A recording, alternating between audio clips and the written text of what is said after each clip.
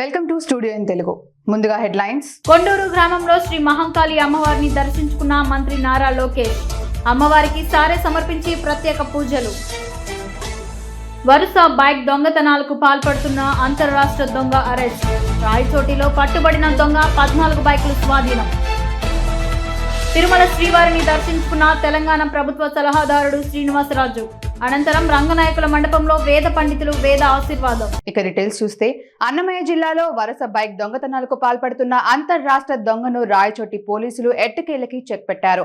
రాయచోటి పట్టణ శివారులోని Galiveedu ring road వద్ద ఎస్ఐ భక్తవత్సలం వాహనాలు తనిఖీ చేశారు. ఈ వాహనాల తనిఖీల్లో పెదమండెంకు చెందిన అశోక్ నాయక్ అనే వ్యక్తి ఎటువంటి ఆధారాలు లేకుండా బైక్ పై వెళ్తుండడంపై అనుమానంతో పోలీసులు అతనిని విచారించారు. అశోక్ నాయక్ బైక్ దొంగతనాలకు పాల్పడుతున్న దొంగగా విచారణలో వెల్లడైంది. దీంతో అశోక్ నాయక్ వద్ద సుమారు 14 బైక్లను స్వాధీనం చేసుకున్నారు. అశోక్ నాయక్ పై గతంలో అన్నమయ్య జిల్లాలో పలు పోలీస్ స్టేషన్లలో కేసులు ఉన్నట్లు రాయచోటి అర్బన్ సిఐ చంద్రశేఖర్ మీడియాకు తెలిపారు. రాయచోటిలో యువత బైక్ రేసింగ్లకు పాల్పడితే చర్యలు తప్పవని, తల్లిదండ్రులు ఎవరూ కూడా తమ పిల్లలకు బైక్ ఇవ్వద్దని సిఐ చంద్రశేఖర్ విజ్ఞప్తి చేశారు. నిన్నటి సాయంత్రము మా ఎస్ఐ మన సిబ్బంది వెహికల్ చెకింగ్లో భాగంగా అశోక్ నాయక్ అనే అబ్బాయి పెద్దమండెం మండలం చెందిన వ్యక్తి ఒక రికార్డ్స్ లేని మోటార్ సైకిల్ వస్తూ మాకు దొరకడం జరిగింది. దాన్ని పట్టుకుని అతను విచారించగా అతను పూర్వపు దొంగని తెలిసింది. తర్వాత లోతుగా విచారించి అతని దగ్గర నుంచి ఆ మోటార్ సైకిల్ సీజ్ చేసి ఎక్కడదని చెప్తే లోకల్గా దొంగతనం చేసినట్టు తెలిసింది. ఆ తర్వాత పూర్తిగా విచారిస్తే మదనపల్లిలో ఇంతకుముందు అతని పైన 2018-20 సంవత్సరంలో 21 కేసు అతని పైన రిజిస్టర్ అయి ఉంది.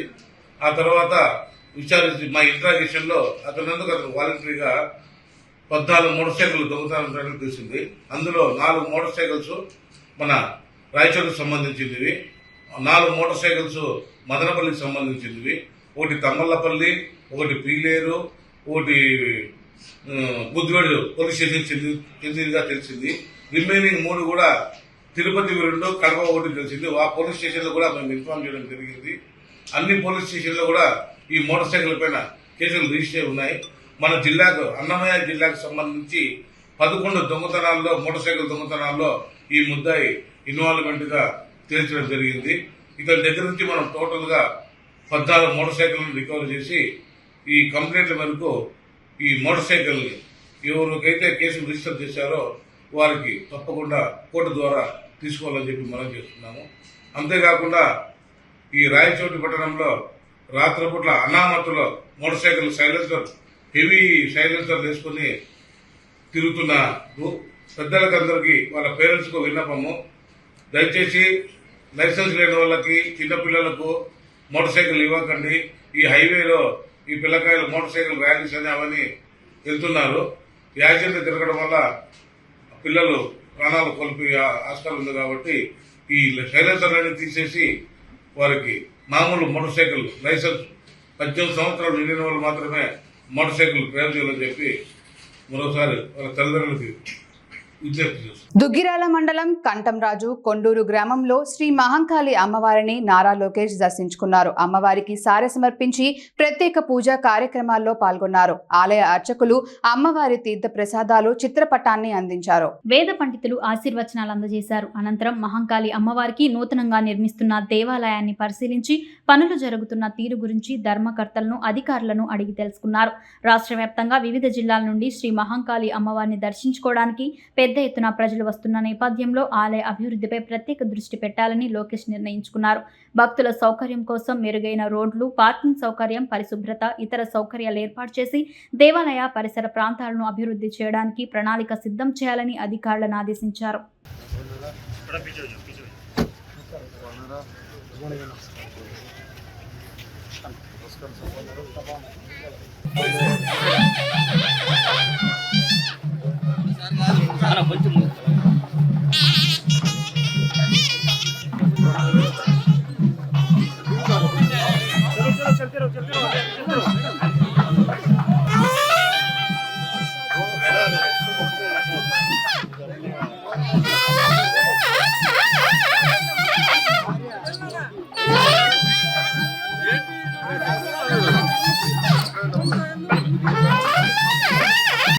జిల్లాల్లో ఎర్రచందనం అక్రమ రవాణాపై జిల్లా పోలీసులు ఉక్కుపాదం మోపారు. ఎర్రగుంట్ల మండలంలోని పోట్లకుర్తి గ్రామంలో ఎర్రచందనం అక్రమ రవాణా జరుగుతుందని పక్కా సమాచారంతో పోలీసులు దాడులు నిర్వహించారు. ఈ దాడుల్లో ఎర్రచందనం స్మగ్లింగ్ కు పాల్పడుతున్న 4 స్మగ్లర్లను ఎర్రగుంట్ల పోలీసులు అరెస్ట్ చేశారు. వీరి వద్ద నుంచి సుమారు 1.91 కోట్ల రూపాయలు విలువ గల 158 ఎర్రచందనం దుంగలతో పాటు ఒక మినీ లారీ, ఒక ట్రాక్టర్, ఒక బైక్ ను ఎర్రగుంట్ల పోలీసులు స్వాధీనం చేసుకున్నారు. స్మగ్లర్లంతా పొట్లదుర్తి గ్రామానికి చెందిన వారిగా గుర్తించారు. ఎర్రచందనం దుంగలను పోరుమామిళ్ల బద్వేలు పరిధిలోని నల్లమల్ల అడవి ప్రాంతం నుంచి తీసుకుని వచ్చి పొట్లదుర్తి గ్రామంలోని భాషా ఇంట్లో డంప్ చేసి చెన్నైకి తరలించే సమయంలో ఎర్రచందనం దుంగలను పట్టుకోవడం జరిగిందని ఎస్పీ సిద్ధార్థ్ కౌశల్ పేర్కొన్నారు. ఒక మంచి ఎన్ఫోర్స్మెంట్ వర్క్ గురించి తెలియచేయాలనే ఉద్దేశంతో పెట్టడం జరిగింది. కడప జిల్లా పోలీస్ ఎర్రగుంట్ల పోలీస్ స్టేషన్ పరిధిలో మాకు వచ్చే ఒక ఇన్పుట్ని బట్టి మనం లేట్ అవర్స్లో intercepted a consignment of red sanders logs. It's a huge consignment. ఈ మధ్యకాలంలో దొరికినటువంటి సీజ్ పడినటువంటి కన్సైన్మెంట్స్తో పోల్చుకుంటే this is a big consignment. 150 grade A highest quality grade A red sanders logs, each weighing around 25 kilos or so were caught. ఓవరాల్గా సుమారుగా 4,000 kgs of grade A red sanders logs were seized. ఇవి అన్నీ కూడా ఒక 2 to 3 ఫేజెస్లో బ్యాచెస్లో Siddhavatam దగ్గర reserve ఫారెస్ట్లో ఒక టీమ్గా ఏర్పడి ఈ గ్యాంగ్నే వీళ్ళంతా లాగింగ్ చేశారు. మోస్ట్ రీసెంట్ అంటే జస్ట్ ఎస్టర్డే లాస్ట్ 48 hours లోపల ఒక బ్యాచ్ సిద్ధవటం ఫారెస్ట్లో లాగింగ్ జరిగింది. ఇవి అంతా కూడా ఇట్ వాజ్ ఆల్ స్టాక్డ్ ఎర్రగుంట్లలోనే పొట్లదుర్తి అవుట్స్కర్ట్స్లో ఒక సీక్రెట్ లొకేషన్లో ఇవన్నీ కూడా స్టాక్ అక్కడ దాచిపెట్టడం జరిగింది. మన ఇన్స్పెక్టర్ గారికి, ఎర్రగుంట్ల సిఐ గారికి అక్కడ ఆయనకు ఉన్న ఇన్ఫార్మెంట్ సిస్టమ్ ద్వారా ఇన్ఫర్మేషన్ వచ్చినప్పటికీ ఎస్డిపిఓ యశ్వంత్ ఒక టీం ఏర్పాటు చేసి అక్కడ పంపించేశారు. And this was intercepted. అదేవిధంగా ఇందులో ఏదైతే మాస్టర్ మైండ్గా ఉంటారో వారిని కూడా గుర్తించడం జరిగింది. ఆల్రెడీ 4 personsని కస్టడీలో మనం తీసుకున్నాము. ఇప్పటికే 4 people have been taken into custody. అదేవిధంగా దీని వెనక మాస్టర్ మైండ్ ఆర్గనైజర్స్ అంతా కూడా ఐడెంటిఫై చేయడం జరిగింది. వాళ్ళని కూడా స్వాధీనంలోకి తీసుకోవాలనే ఉద్దేశంతో స్పెషల్ టీమ్స్ ఏర్పాటుపడి ఆల్రెడీ ఫీల్డ్లో తిరుగుతూ ఉన్నారు. వెరీ సూన్ ఫార్వర్డ్ లింకేజ్ కూడా ఎక్కడైతే ఈ లాగ్స్ని తీసుకెళ్ళి అప్పచెప్పం ప్లానింగ్తో వాళ్ళు చేసేవారు, అది కూడా మనం we will establish the forward linkage and catch those people also. ఈ సమయానికి దాని గురించి వివరాలు మీడియాలో ఇవ్వకుండా ఉంటేనే ఇన్వెస్టిగేషన్కి, ఎంక్వైరీకి బాగుంటుంది. Very soon you will see that we will catch the persons. Network అంతా కూడా మనం ఇందులో డిటెక్ట్ చేస్తాము. This is an excellent work. The worth of this logs, ఈ 150 రెడ్ శాండర్స్ లాగ్స్తో సహా ఒక లారీ కూడా సీజ్ చేశాము, ఒక మోటార్ సైకిల్, అదేవిధంగా ఒక 4-wheeler tractor was seized. So these 158 logs plus ఈ క్రైమ్ వెహికల్స్, ఏదైతే ఈ క్రైమ్ని ఎగ్జిక్యూట్ చేయడానికి వెహికల్స్ ఎంగేజ్ చేశారు, ఇవన్నీ మొత్తం సీజర్ సుమారుగా 2 crores వర్త్ సీజర్ ఉంటుంది.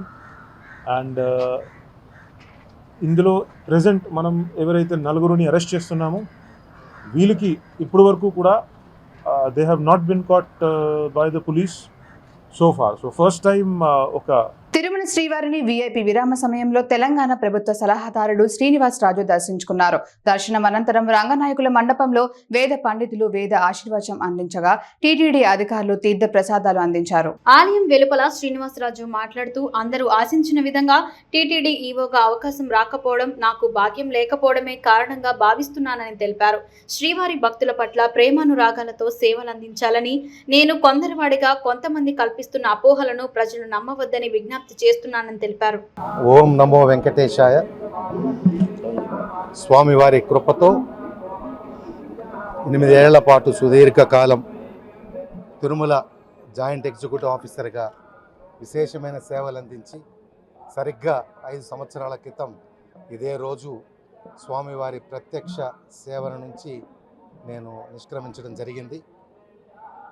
తదుపరి సుమారుగా 4 సంవత్సరాలకు పైబడి తెలంగాణ రాష్ట్రంలో వివిధ హోదాల్లో పనిచేసిన అనంతరం ఈ మధ్య కాలంలో జూన్ మాసంలో ఆంధ్రప్రదేశ్కు తిరిగి వచ్చి స్వచ్ఛంద పదవీ విరమణ చేయడం జరిగింది. ఎంతోమంది లక్షలాది మంది స్వామివారి భక్తులు, వేలాది మంది పరిచయస్తులు, స్థానికులు, ముఖ్యంగా నన్నెంతో అభిమానించే తిరుమల తిరుపతి దేవస్థానం ఉద్యోగులు అందరూ కోరుకున్నట్లుగా ప్రారంభంలో లేని విషయం కాబట్టి ఇక్కడికి ఈవోగా రాగలిగే గొప్ప అదృష్టము రాసిపెట్టలేదు.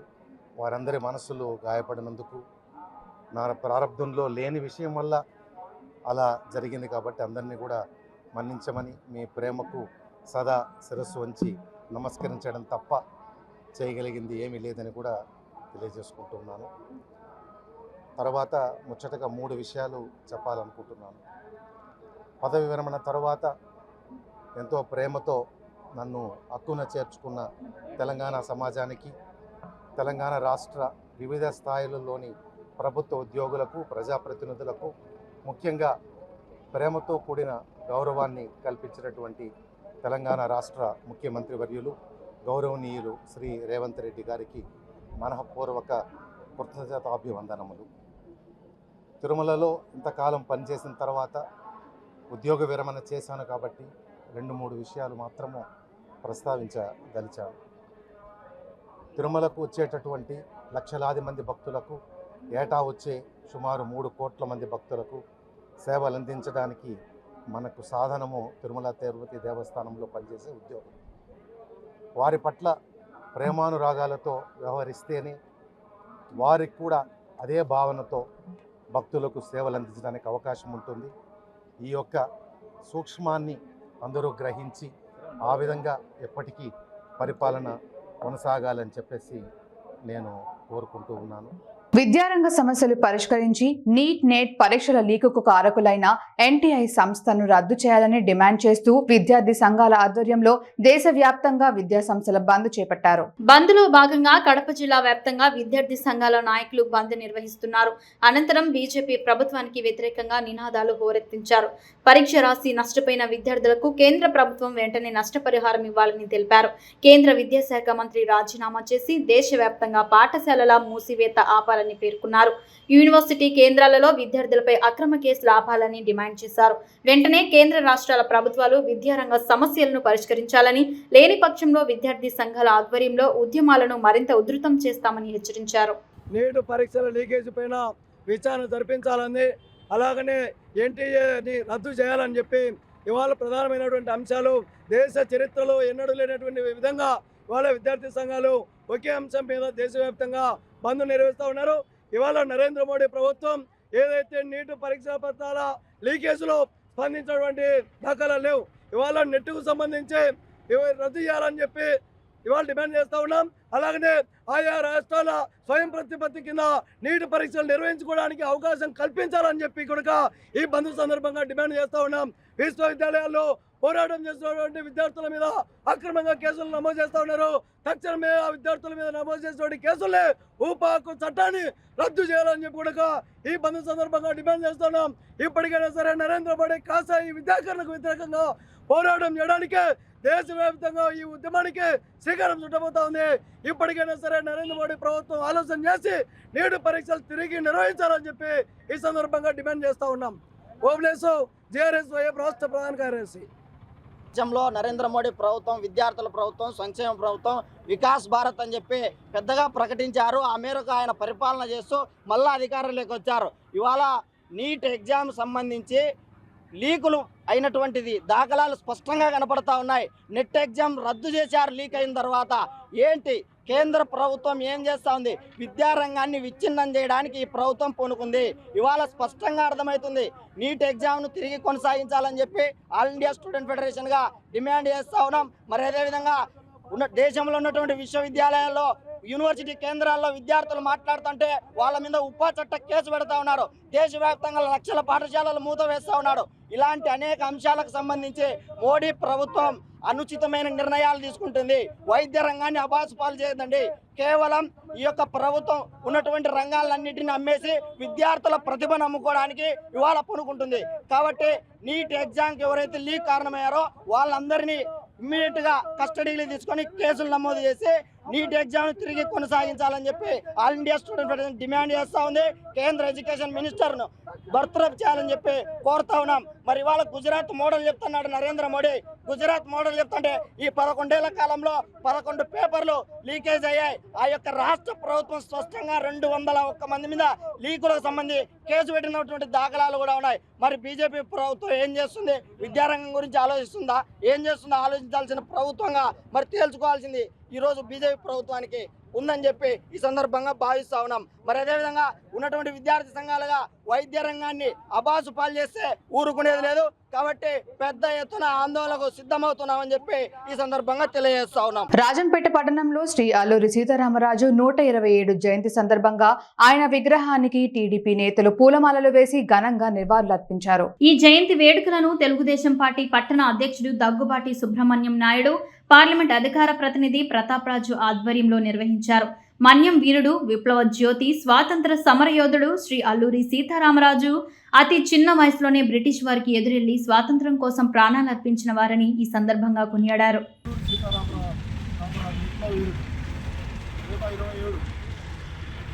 సందర్భంగా ఆయనకు ఘనంగా నివాళులు అర్పించడం జరిగింది. ముఖ్యంగా అల్లూరు సీతారామరాజు భావితరాలకు ఆదర్శప్రాయుడు. అల్లూరు సీతారామరాజు గురించి మన దేశంలోనే కాకుండా ప్రపంచంలో తెలియని వ్యక్తి అంటూ ఎవరు ఉండడు. ఆయనను భావితరాలు ఆదర్శంగా తీసుకొని ముందుకు పోవాలని, దుర్మార్గులను, నీచులను, దౌర్జన్యకాలను ఏ విధంగా ఎదుర్కొనాలో అతను అతి చిన్న వయసులోనే ఎదుర్కొని పోరాడి భారతదేశానికి స్వాతంత్రం వచ్చేదానికి ముఖ్యుడు. అదేవిధంగా ఈరోజు మేమందరం కలిసి పట్టణంలో ఉన్న ప్రముఖులు, తెలుగుదేశం పార్టీ లీడర్లు అంతా కలిసి ఈరోజు ఘనంగా నివాళులు తిరుమల శ్రీ వెంకటేశ్వర స్వామి వారిని నైవేద్య విరామ సమయంలో తిరుపతి నూతన కలెక్టర్ వెంకటేశ్వర్లు కుటుంబ సమేతంగా దర్శించుకున్నారు. దర్శనం అనంతరం రంగనాయకుల మండపంలో వేద పండితులు వేద ఆశీర్వాదం అందించగా టీటీడీ అధికారులు తీర్థ ప్రసాదాలు అందించారు. ఆలయం వెలుపల కలెక్టర్ వెంకటేశ్వర్లు మాట్లాడారు. అందరికీ నమస్కారం. ఈరోజు నేను నూతనంగా తిరుపతి జిల్లాకి కలెక్టర్గా రావడం జరిగింది. బాధ్యతలు కూడా స్వీకరించడం జరిగింది. స్వామివారి సన్నిధిలో దర్శనం కూడా చాలా మంచిగా ఈరోజు కుటుంబ సమేతంగా చేయడం జరిగింది. చాలా ఆనందంగా ఉంది. అదేవిధంగా తిరుపతి కొత్తగా ఏర్పడినటువంటి జిల్లా 2 సంవత్సరాల క్రితం మనకి తిరుపతి జిల్లాలో ఉన్నటువంటి అనేక ఏదైతే సమస్యలు ఉన్నాయో వాటన్నిటినీ ప్రభుత్వ ఆదేశాల మేరకు సమర్థవంతంగా చేస్తానని, అదేవిధంగా తిరుపతి జిల్లాలో ఉన్నటువంటి ఏదైనా ముందు బాధ్యత కింద పేద ప్రజలకు, అదేవిధంగా రైతులకు, మహిళలకు, వృద్ధులకు ప్రభుత్వ పథకాలు, అదేవిధంగా ప్రభుత్వం అందించే సంక్షేమ పథకాలు మరియు అభివృద్ధి పథకాలన్నీ అందరికీ సమతులంగా అందజేస్తానని ఈరోజు ఇక్కడి నుంచి మీ అందరి ద్వారా అందరి ప్రజలందరికీ కూడా తెలియజేస్తాను. అదేవిధంగా ప్రజాప్రతినిధులందరితో కూడా సమేతంగా మంచిగా వాళ్ళందరి సమస్యలు కూడా వాళ్ళకి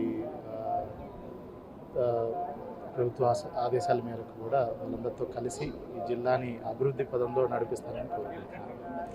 మన్యం వీరుడు అల్లూరి సీతారామరాజు జీవితం నేటి యువతకు ఆదర్శనీయమని జిల్లా కలెక్టర్ షణ్మోహన్ పేర్కొన్నారు. కాకినాడలో అల్లూరి సీతారామరాజు జయంతిని అల్లూరు సీతారామరాజు స్మారక కళావేదిక సెట్రా క్షత్రియ పరిషత్ కాకినాడ ఆధ్వర్యంలో ఘనంగా నిర్వహించారు.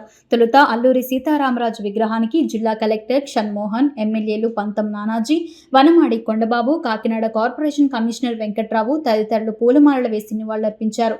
ఈ సందర్భంగా జిల్లా కలెక్టర్ మాట్లాడారు. సిటీలో మనం ఈ ప్రోగ్రామ్ జరుపుకోవడం, దానికి honourable MLA Kakinada city Shri Kondababu garu, తర్వాత కాకినాడ రూరల్ నానాజీ గారు రావడం అండ్ అందరి సమక్షంలో ఈ ఇంత ఇంపార్టెంట్ కార్యక్రమాన్ని అండ్ నేను వచ్చి కూడా 10 రోజుల్లోనే ఫస్ట్ ఇంపార్టెంట్ కార్యక్రమం సో జరుపుకోవడం అందరి సమక్షంలో, తర్వాత కళావేదిక అల్లూరి సీతారామరాజు కళావేదిక వారి ఆధ్వర్యంలో జరగడం చాలా సంతోషం. సో మనకి చాలా మంది నాయకులు ఉన్న మన ప్రాంతానికి అంటే కోస్టల్ జిల్లా ఎస్పెషల్లీ ఇటువైపు ఏజెన్సీ ఏరియాలు ఉన్న చోట అల్లూరి సీతారామరాజు గారిది చాలా ప్రముఖమైన పాత్ర. దాన్ని గుర్తుపెట్టుకుంటూ స్మరించుకుంటూ ప్రతి సంవత్సరం ఇలా చేసుకోవటం, ఆయన స్ఫూర్తి ప్రతి ఒక్కరిలో నింపడం అండ్ వచ్చే సంవత్సరం పాటు ఆయన స్ఫూర్తితో ఎంతో కొంత మంచి పనులు చేయటం అందరికీ మనం గుర్తుపెట్టుకోవాల్సిన అవసరం. సో ఇదే స్ఫూర్తి ఇలానే కొనసాగుతుందని కోరుకుంటూ నాకు ఈ అవకాశం ఇచ్చిన పెద్దందుకే నమస్కారం. విద్యారంగ సమస్యలు పరిష్కరించి నీట్ పరీక్షల లీకేజీకు కారకులైన వారిని వెంటనే శిక్షించాలని విద్యార్థి సంఘాల ఆధ్వర్యంలో అన్నమయ్య జిల్లా వ్యాప్తంగా విద్యా సంస్థల బంద్ చేపట్టారు. కేంద్ర ప్రభుత్వం ప్రైవేట్ ఏజెన్సీకి నీట్ పరీక్షలనిచ్చి పేపర్ లీకేజీకి కారకులైన వారిపై చర్యలు తీసుకోవడంలో బీజేపీ ప్రభుత్వం పూర్తిగా విఫలమైందని తీవ్ర స్థాయిలో విరుచుకుపడ్డారు. కేంద్ర విద్యాశాఖ మంత్రి ధర్మేంద్ర ప్రధాన్ వెంటనే రాజీనామా చేయాలని విద్యార్థి సంఘాల నాయకులు డిమాండ్ చేశారు. నీట్ పేపర్ లీకేజీకి కారకులైన వారిని వెంటనే కేసులు నమోదు చేయించాలని, లేని పక్షంలో దశల వారీగా ఉద్యమాలను చేపడతామని హెచ్చరించారు. రైల్వే కోడూరు ప్రాంతంలో పోలీసులను అడ్డుపెట్టుకొని బంద్కు సహకరించలేదని మండిపడ్డారు. నీట్ పరీక్ష లీకేజీ పైన విద్యాశాఖ మంత్రి నారా లోకేష్ ఎందుకు స్పందించడం లేదని, వెంటనే జరిగిన నీట్ పరీక్ష లీకేజ్ పైన విచారణకు ఆదేశించాలన్నారు. భారత విద్యార్థి federation SFI, progressive student union PDSU, అదేవిధంగా మిగిలిన వామపక్ష విద్యార్థి సంఘాల ఆధ్వర్యంలో దేశవ్యాప్తంగా జరుగుతున్నటువంటి బంద్ విజయవంతంగా నిర్వహించడం జరిగింది. ఈరోజు ప్రధానంగా కేంద్రంలో ఉన్నటువంటి బీజేపీ ప్రభుత్వం ఈరోజు ప్రైవేట్ ఏజెన్సీకి నీట్ ఎగ్జామినేషన్ ఇచ్చి ఈరోజు పేపర్ లీకేజీకి కారణమైనటువంటి వారిపైన చర్యలు తీసుకోవడంలో కేంద్ర ప్రభుత్వం పూర్తిగా విఫలమైందని చెప్పి ఈరోజు చెప్తా ఉన్నాం. అందుకనే ఈరోజు కేంద్ర విద్యాశాఖ మంత్రి ధర్మేంద్ర ప్రసాద్ ఖచ్చితంగా రాజీనామా చేయాలని చెప్పి ఈరోజు విద్యార్థి సంఘాలుగా డిమాండ్ చేస్తా ఉన్నాం. అదొకటే కాదు, ఒక పక్క నెట్, అదేవిధంగా అనేకమైనటువంటి ఢిల్లీ నుంచి హైదరాబాద్ వరకు అనేక సెంట్రల్ యూనివర్సిటీ సంబంధించినటువంటి 24 లక్షల మంది విద్యార్థులకు అన్యాయం జరిగిందని చెప్పేసి గత ఇదే రోజులుగా కరెక్ట్గా నెల రోజులు అవుతుంది. ఈ నెల రోజులు విద్యార్థులు, విద్యార్థి సంఘాల నాయకులు పెద్ద ఎత్తున ఆందోళన చేస్తున్నప్పుడు కూడా ఈ కేంద్ర రాష్ట్ర ప్రభుత్వాలకు చలనం లేకపోయింది.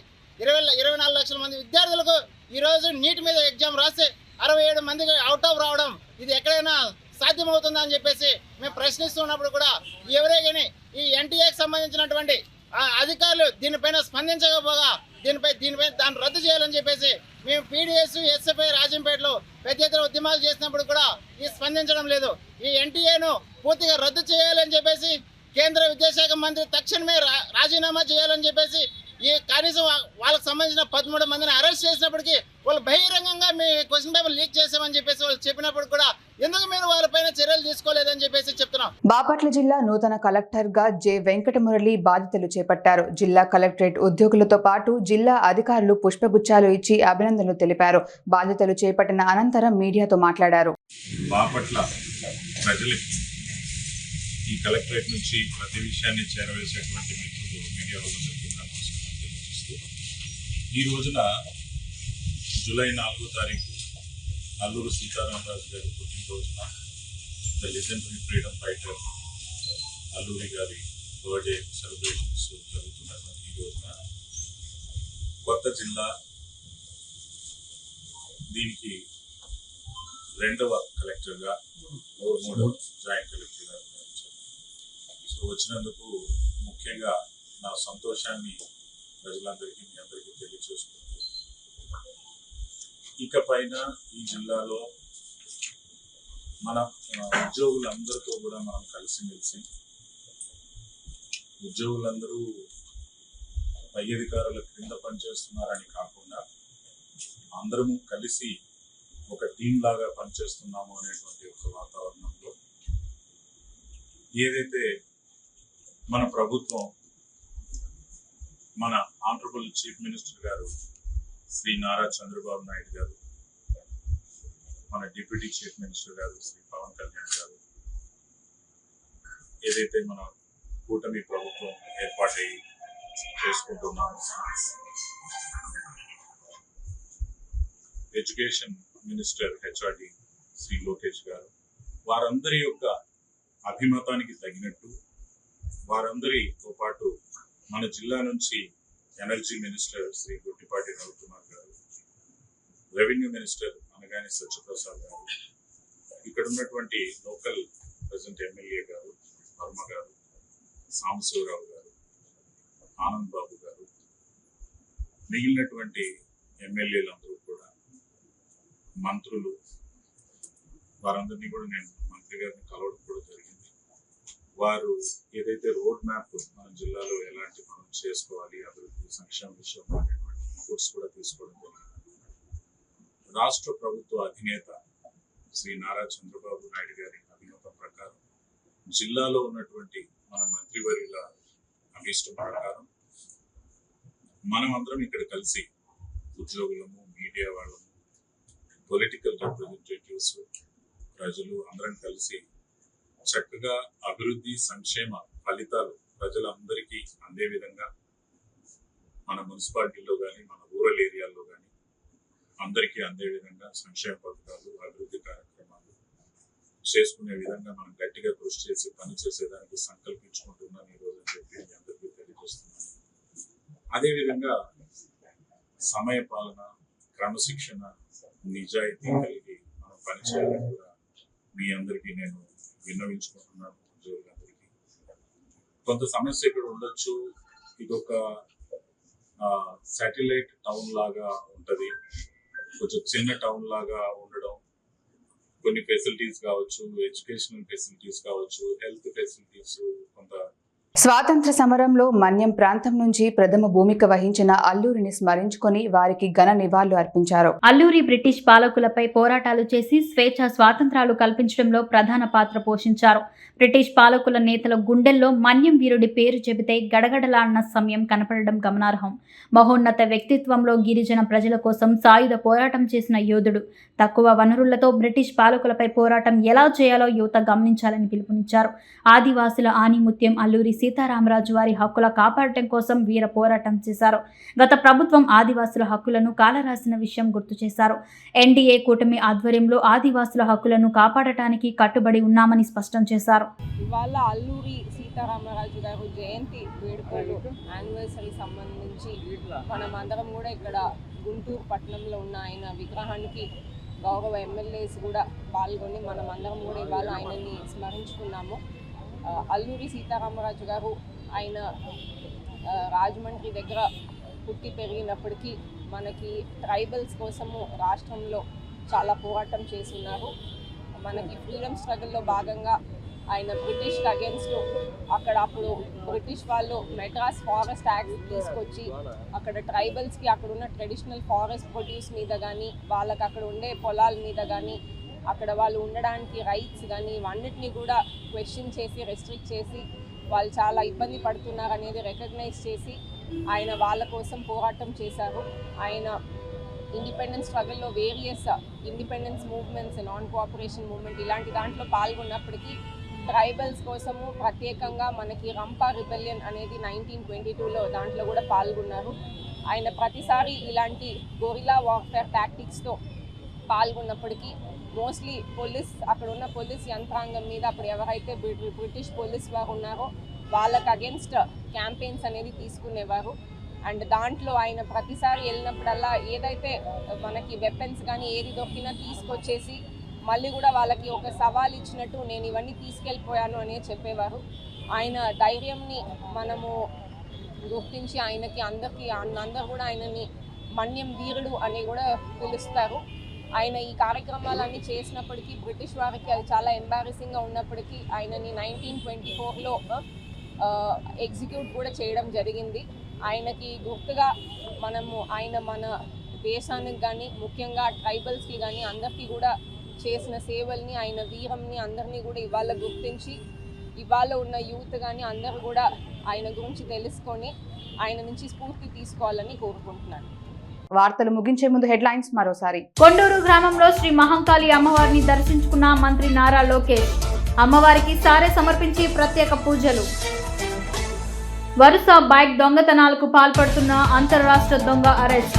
రాయచోటిలో పట్టుబడిన దొంగ 14 బైకులు స్వాధీనం. తిరుమల శ్రీవారిని దర్శించుకున్న తెలంగాణ ప్రభుత్వ సలహాదారుడు శ్రీనివాసరాజు. అనంతరం రంగనాయకుల మండపంలో వేద పండితులు వేద ఆశీర్వాదం. స్టూడియో తెలుగు న్యూస్ ఇంతటితో సమాప్తం. తిరిగి రేపటి బులెటిన్లో మళ్ళీ కలుద్దాం. అంతవరకు సెలవు. నమస్కారం.